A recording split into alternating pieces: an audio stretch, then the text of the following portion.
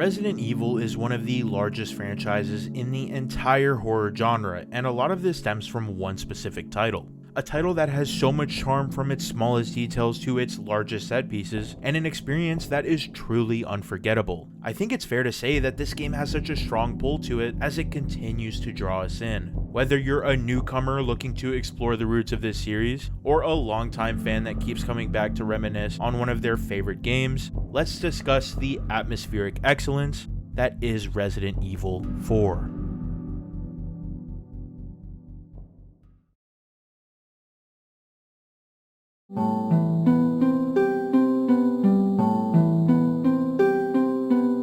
The introduction to this game is so incredibly well done as you make your seemingly safe yet eerily ominous approach to the village. The feeling of being watched and the bleak surroundings come together in a strong synchronicity to properly set the tone. Upon arrival, we come across a disheveled home, making our way inside, and finding a resident that's, well, evil.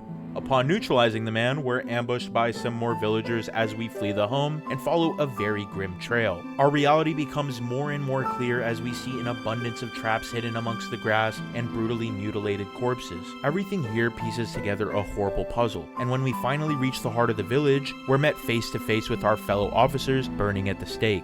This encounter ultimately leads to a mass ambush by the entire village and Leon fighting tooth and nail to stay alive. But suddenly we hear the church bell ring before all surrounding enemies fall into a mysterious trance and disappear into the nearby building. And that is the introduction to Resident Evil 4. It's such an iconic build-up to an amazing experience, and from here on out, we get an interesting story that isn't afraid to have fun. With the mission of rescuing the president's daughter, the stakes are set extremely high, and who better to take on this daunting task than the one and only Leon S. Kennedy.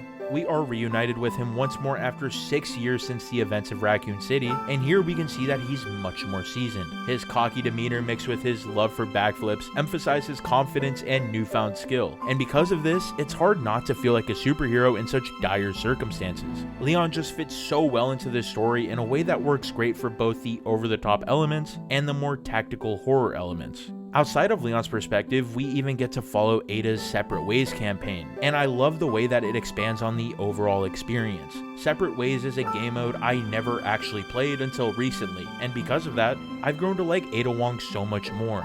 Ada's debrief that she has at the end of every mission and seeing Wesker's super evil involvement firsthand was just so nostalgic for me, and I think this is such a strong addition to the game. Now, the thing about this title is that it really feels like the first big divergence from this franchise's horror-focused beginnings. Things like escaping the island on a jet ski and riding floating wheel contraptions over lava pits feels like a big contrast to this series' previous games, but what I find to be impressive is the fact that this still feels like a horror game. The dark atmosphere of Resident Evil 4 has such a strong presence in every interaction that you never really forget the gravity of the story, and because of that you can still appreciate the more extravagant aspects. The cliche villains we encounter throughout this adventure and the more spy-focused approach are also campy and charming, offering so much to love about this experience. I really enjoy what every character has to offer with not just their portrayals, but how their roles all come together for some good world building. Ultimately, this is the first entry in the series to take on a more action-oriented story, and I think it did so in a way that's both fun and intact with its horror roots. A big part of what makes Resident Evil 4 so memorable is due to its story elements, and because of that, it remains a strong pillar in this series. Hey guys, just taking a quick second away from the video because I wanted to let you know that I have just launched my channel memberships. If you really enjoy my content and want to show some additional love, this is a great way to support me. You'll get my personal badge next to your name alongside access to my past live streams. So with that being said, let's get back to the video.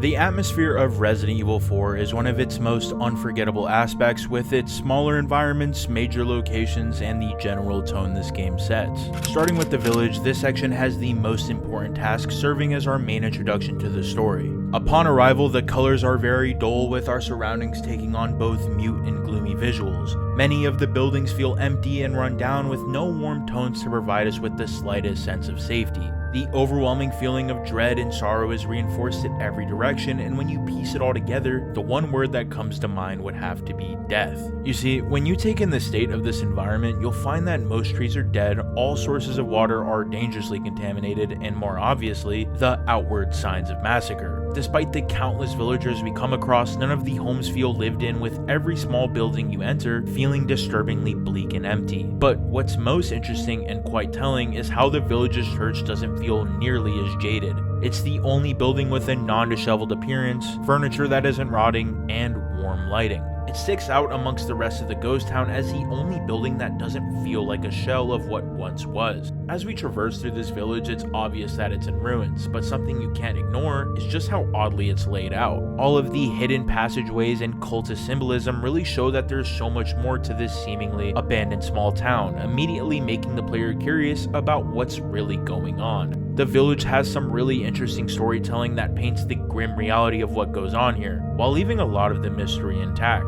Additionally, when we consider how the setting of this game is completely secluded deep into the forest, it adds another element of fear that eats away at the remaining feelings of security. Being an outsider to the small pocket of this world, Leon finds himself in a nightmare that, while isn't his first tragic event, feels more intimate. The aspect of being all alone in this remote area that's disconnected from the rest of the world adds a different sense of fear to this situation. This isn't some large city being reported on by every news source, but rather just Leon.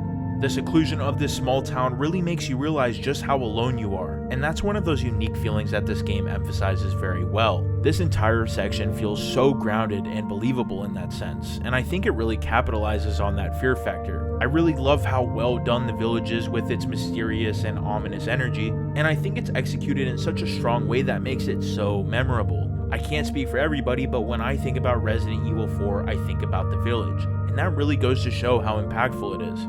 Onto the second section of the game, we have the castle. Salazar Castle is one of the most interesting aspects of this entry, and it's so unique and classic that it really contends with the village.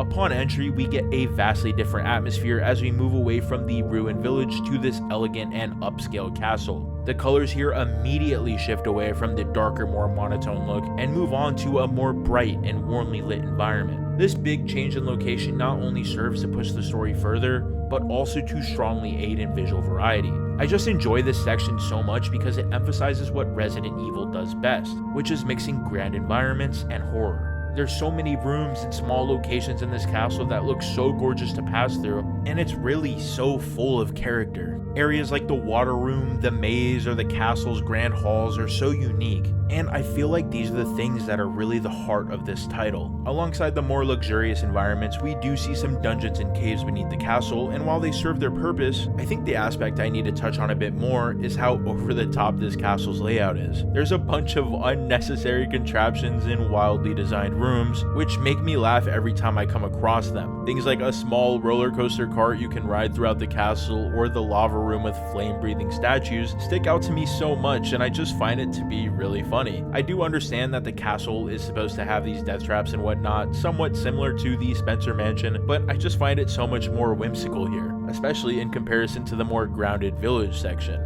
Capcom really took a lot of inspiration from fantasy elements with its possessed suits of armor, swinging axes, and overall medieval approach. And the best part about this is how well it translates to the rest of the game. Truth is that despite this over-the-top layout, I wouldn't change anything about it. I think that Salazar's Castle is a big highlight of the series as a whole, and serves as one of my personal favorite locations in Resident Evil. Finally, upon reaching the island, this is where I find it easy to say that this is my least favorite location of the game. It's not that it's completely horrid or unacceptable, but rather that it's much less unique or interesting to the previous two segments we play through. The atmosphere here takes a huge dip, heavily shifting to a more action-oriented focus, and because of that, I think a lot of what makes this game so special is lost. The majority of the island involves us fighting through barricades of soldiers with big machine guns, and honestly it just feels a bit generic. I don't hate action in Resident Evil games at all, but what makes it work so well previously is that it's mixed with the terrifying elements that make this game scary. When you take away the horror aspect from the first 2/3 of this experience and turn it into a full-on action movie, you strip it of what makes it so special, and for that I personally can't say I really like the island. I just don't understand the huge tone shift RE4 decides to go with here, because in relation to the dreadful village and eerie castle, this location falls flat. The atmosphere here is just leagues below what we've seen previously, but that's not to say there's nothing to like about this section at all. Some of the scenery we come across is gorgeous, and the interiors themselves feel cold and unsettling. The rundown feel of this industrial facility looks very creepy, and while the atmosphere is largely missing, the environments do look great. I really like industrial horror like what's seen in the Silent Hill series, and I think it would have been cool if they focused on that aspect a bit more. Additionally, despite my general feelings for the island, its laboratory section and the introduction to the regenerators are extremely atmospheric. This is arguably the scariest moment of the game, and that's all thanks to how strongly designed its buildup is. Making your way through the oddly empty hallway with its flickering lights, and entering the small room to find a monstrosity lying on the other side of the glass perfectly builds up that dreadful tension. And the payoff is huge. This exact moment is remembered by so many because of this, and I think that shows how impactful these little touches are. This whole section keeps you on edge as you fight through tight corridors or get locked in the freezer room with the regenerator, and I honestly think it's done so well. Overall, the island isn't horrible, it's just completely average in comparison to the first two locations. With all said and done, I think the atmosphere and environments in this entry are so memorable, and even if it does take a dip towards the end, it's still phenomenally executed. The overall energy Resident Evil 4 brings to the table is so unique, and that's largely due to its artistic direction and atmospheric design.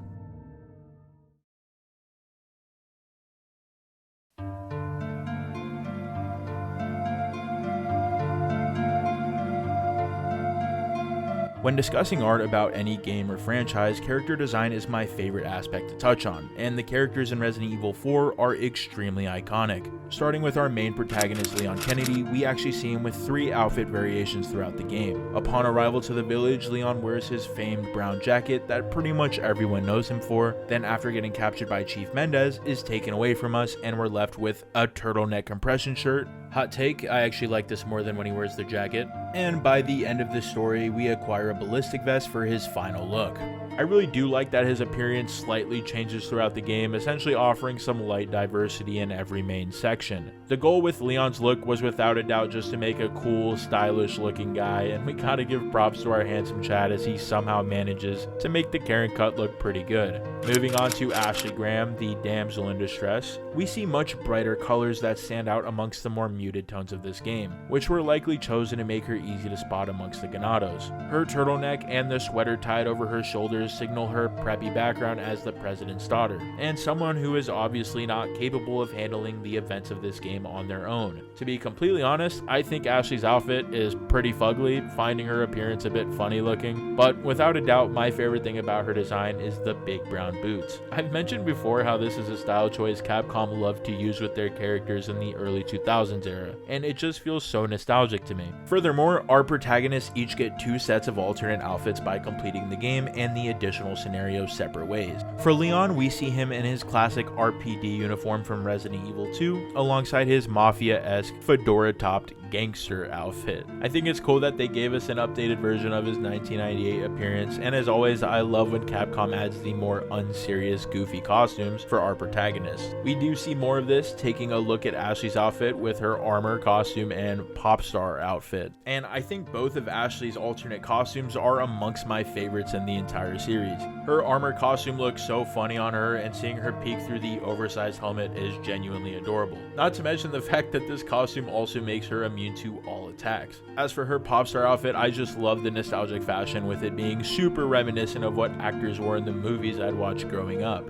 Next up, we have the mysterious 2 being Ada Wong and Luis Serra. Luis Serra is our singular non-evil Latino homie, and when it comes to his design, I like it, but I don't really think there's too much more to say. His rugged look and overall style simply look cool for his brief yet important encounters. Onto a much more infamous and beloved character, we see Ada Wong returning once more with her extremely iconic red dress. Ada's sleek design fits perfectly with her sly character and agile abilities, and for me, I always perceived her as giving off cat-like energy. The slit on her dress showing off her thigh holster and the ornamental designs running up the opposite side are extremely cool details, showing off her Chinese background and building up that classic hot and mysterious spy aesthetic. Now, don't get me wrong, I love this outfit, especially with red being my favorite color, but she has another outfit in this game that nobody talks about, which I like just as much. In the Assignment Ada game mode, she gets this really edgy and tactical all-black outfit that, in my opinion, looks amazing. I can't believe I never hear about this appearance because I think it genuinely contends with her red dress. Ultimately, I have to say I really enjoy our protagonist designs for this game, as they're just so action movie camp, and I love that.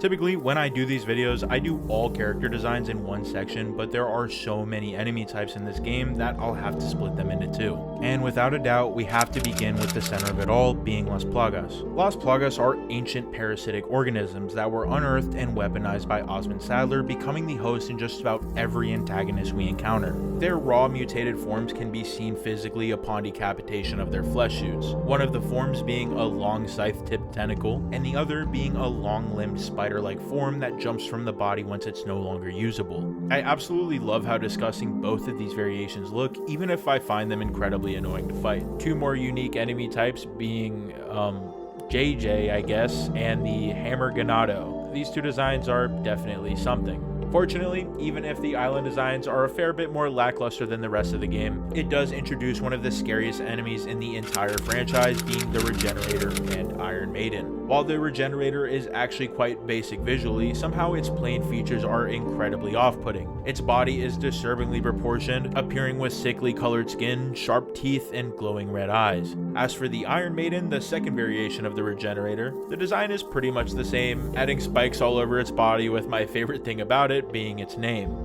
Onto the special enemies of the castle section, we see two unique entity types, being the Garradors and Novicidors. The Novicidors, while widely disliked, do look pretty disgusting and are very reminiscent of Resident Evil 3's Drain Deimos. But personally, my favorite castle enemy design has to be the Garradors. Their sewed-shut eyes and Wolverine-like claws come together for a really unique enemy type, and I just love their overall design. There are two variations of the Garradors, with one being more heavily armored, but I think one of the cooler aspects of their design is how their helmets include muzzles, likely to prevent them from biting the people that experimented on them. The Garrador is one of those enemies that give a lot of visual information to the player, and when that's practically done with a great design, I think it deserves a lot of praise. Finally, the unique enemies in the village section consist of Dr. Salvador and Las Plagas infected wolves called Colmillos. While the Colmillos are another dog type enemy we see in just about every game in the series, I've never been a huge fan of them. But when it comes to Dr. Salvador and the chainsaw enemies of this series, they have a special place in my heart. Growing up, this specific image right here was the coolest thing to me, not only because it's dope promotional art, but also because I had the craziest fear of these guys. Dr. Salvador and the Chainsaw Magini from Resident Evil 5 had a huge chokehold on me growing up because I've always obsessed over things that scared the hell out of me. I literally had that art saved on both my old computer and even my PS Vita. Anyways, when we look at his design, we see another average looking villager, though now with the sack over their head and wielding, as you guessed, a yellow chainsaw. His visual design isn't particularly extravagant, but when you combine his maniacal screaming as he gets close, or hear the chainsaw getting louder from behind you, it is extremely startling. Alongside him, we do see the Bella Sisters as an additional chainsaw wielding enemy, with their designs following a similar pattern. They sport bandage wrap faces with red chainsaws, and while I do love the duo, I have to say that Dr. Salvador somehow remains scarier.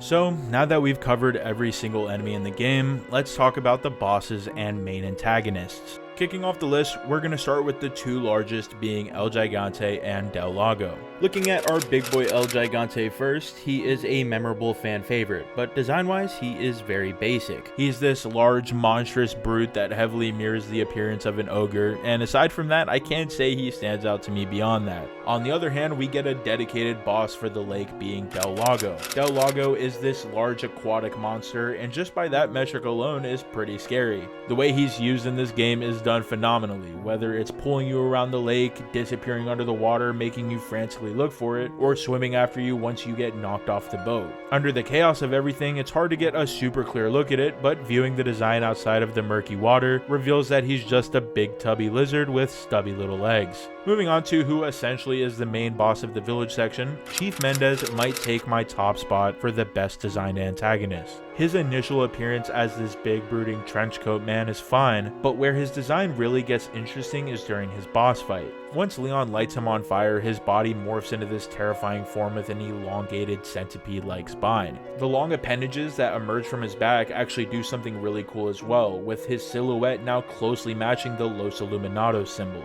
This form is simultaneously morbid and awesome, especially with the way he swings around the barn upon taking heavy damage. I really have to say that Chief Mendez is without a doubt one of my favorite boss designs in the entire series. As we make our way to the castle section bosses, we get some of the more distinct antagonists that provide a larger narrative impact to the story. Beginning with Verdugo, Salazar's right-hand man, we see a really cool design. He appears with a long spear-tipped tail, black armored skin, and a pale half-morphed face equipped with mandibles. This is one of those designs that, while extremely intimidating and unsettling, is just a really dope appearance overall. This menace is the most terrifying boss in the entire game for me personally, and I think a lot of that has to do with its speed. I absolutely hate when things sprint at me, and Verdugo is all about that. But all jokes aside, I think the build up to his encounter is so creepy and atmospheric, with his overall energy being the most frightening. The more peculiar designed boss of the castle would have to go to Salazar himself. Now, when it comes to Salazar, the intent that Capcom had is a bit confusing,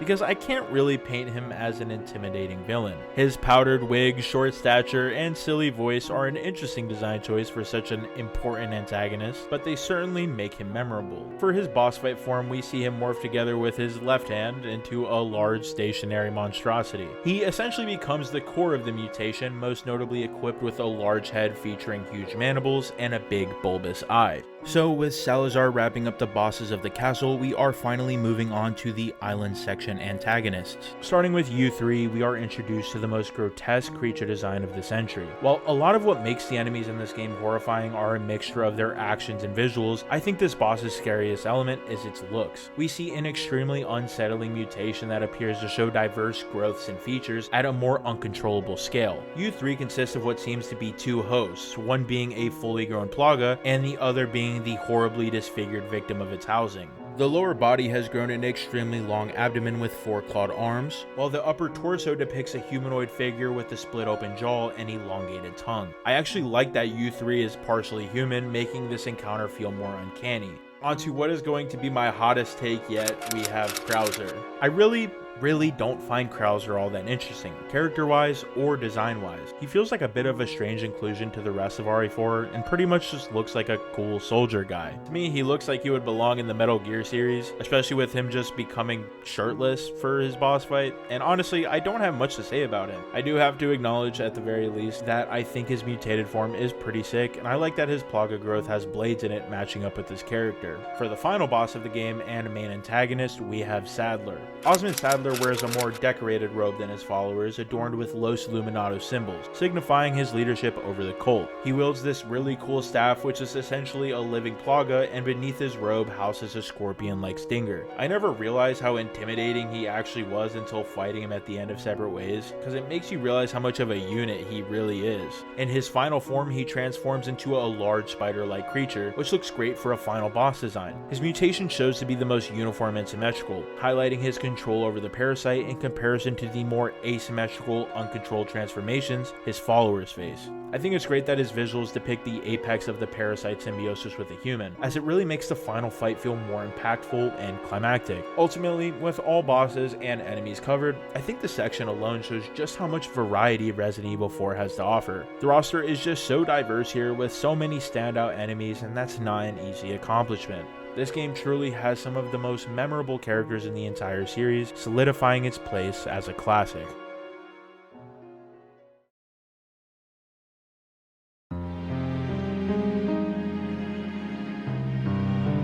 Now, when it comes to the gameplay side of Resident Evil 4, there is so much to discuss. This is the first game to really implement and popularize the over-the-shoulder third-person perspective in gaming, and because of that, I am forever grateful. The over-the-shoulder view has really grown to become my favorite way to play any video game over the years, especially in the Resident Evil franchise. All previous mainline titles use the fixed camera angle approach, and I think this was overall the right move for a much more action-oriented game. One mechanic that did carry over is the tank controls, and while I know this is off-putting for some of the newcomers to the series, it shouldn't stop you from visiting the roots of Resident Evil. It's relatively easy to adjust to, and I personally find the tank control era to be the most charming. Additionally, another one one of my favorite changes was how RE4 took inventory management from the previous games and made it 100 times better with this Tetris-styled organization. Moving around the different items in your inventory is so satisfying, scratching your brain in such a pleasant way, and the fact that this was removed in Resident Evil 5 is one of the most heinous atrocities Capcom ever committed.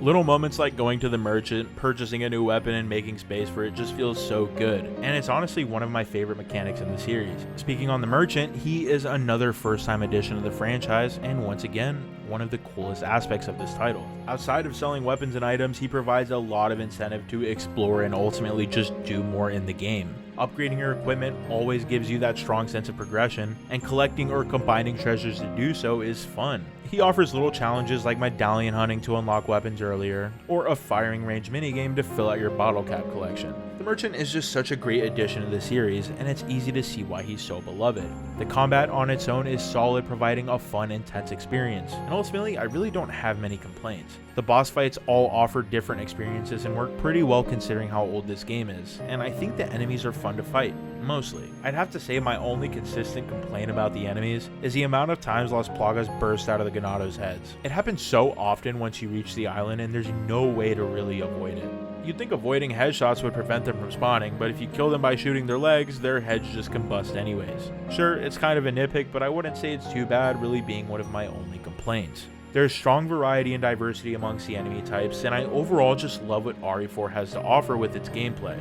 Now, I know opinions are mixed on Ashley's presence, but she doesn't really give me any problems. I actually enjoy escorting her around and keeping her safe, as it adds a unique element that wasn't seen prior to this release. The segment you get to play as her is also a cool shakeup from the general gameplay, and in my opinion is one of the creepier sections in the game. Capcom implemented so many mechanics into Resident Evil 4, and it really fills out the entire experience, providing so much to offer. Overall, I just love how ambitious this title was, as it introduced so many things into one entry, and if this gameplay is one thing, it's definitely innovative.